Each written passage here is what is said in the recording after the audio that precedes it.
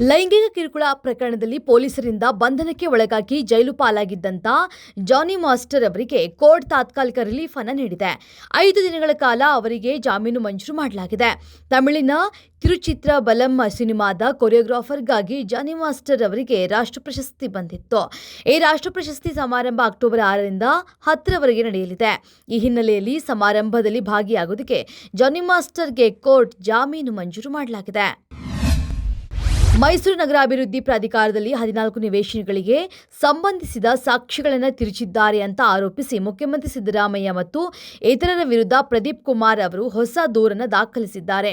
ಈ ಹೊಸ ಆರೋಪವು ಮೂಡಾ ಹಗರಣದ ಬಗ್ಗೆ ನಡೀತಾ ಇರುವಂತಹ ತನಿಖೆಗೆ ಮತ್ತೊಂದು ವಿವಾದವನ್ನು ಸೇರಿಸಿದೆ. ದೂರಿನಲ್ಲಿ ಸಿದ್ದರಾಮಯ್ಯ ಅವರ ಪುತ್ರ ಯತೀಂದ್ರ ಸಿದ್ದರಾಮಯ್ಯ ಅವರ ಹೆಸರಿದೆ. ಇಡಿ ಅಧಿಕಾರಿಗಳು ನೋಟಿಸ್ ನೀಡಿದ್ದಾರೆ. ನೋಟಿಸ್ಗೆ ಪ್ರತಿಕ್ರಿಯೆ ನೀಡಿರುವಂತಹ ಸಚಿವ ಭೈರತಿ ಸುರೇಶ್ ಅವರು ನವರಾತ್ರಿಯ ಬಳಿಕ ವಿಚಾರಣೆಗೆ ಹಾಜರಾಗುವುದಾಗಿ ತಿಳಿಸಿದ್ದಾರೆ ಅಂತ ಸುದ್ದಿ ಹರಡಿಸಲಾಗ್ತಾ ಇದೆ. ಇದೀಗ ಭೈರತಿ ಸುರೇಶ್ ನನಗೆ ಇಡಿ ಯಾವುದೇ ನೋಟಿಸ್ ಕೊಟ್ಟಿಲ್ಲ ಅಂತ ತಿಳಿಸಿದ್ದಾರೆ. ನಟ ದರ್ಶನ್ ಅವರಿಗೆ ಬಳ್ಳಾರಿ ಜೈಲಲ್ಲಿ ಬೆನ್ನು ನೋವಿನಿಂದ ತೀವ್ರವಾಗಿ ನೋವು ಅನುಭವಿಸ್ತಾ ಇದ್ದಾರೆ ಅಂತ ತಿಳಿದು ಬಂದಿದೆ. ಹಾಗಾಗಿ ಜೈಲಲ್ಲಿ ಅವರಿಗೆ ವೈದ್ಯರು ಚಿಕಿತ್ಸೆಯನ್ನು ನೀಡುತ್ತಾ ಇದ್ದಾರೆ. ಬೆನ್ನು ನೋವು ಹೆಚ್ಚಾಗಿರುವುದರಿಂದ ವಿಮ್ಸ್ ಆಸ್ಪತ್ರೆಯ ವೈದ್ಯರು ಜೈಲಿನಲ್ಲೇ ದರ್ಶನ್ ಆರೋಗ್ಯ ತಪಾಸಣೆ ನಡೆಸಿದ್ದಾರೆ. ಈಗಾಗಲೇ ಬೆನ್ನಿನ ಹಿಂಭಾಗದಲ್ಲಿ ಊತ ಬಂದಿರುವ ಸಾಧ್ಯತೆ ಇದೆ.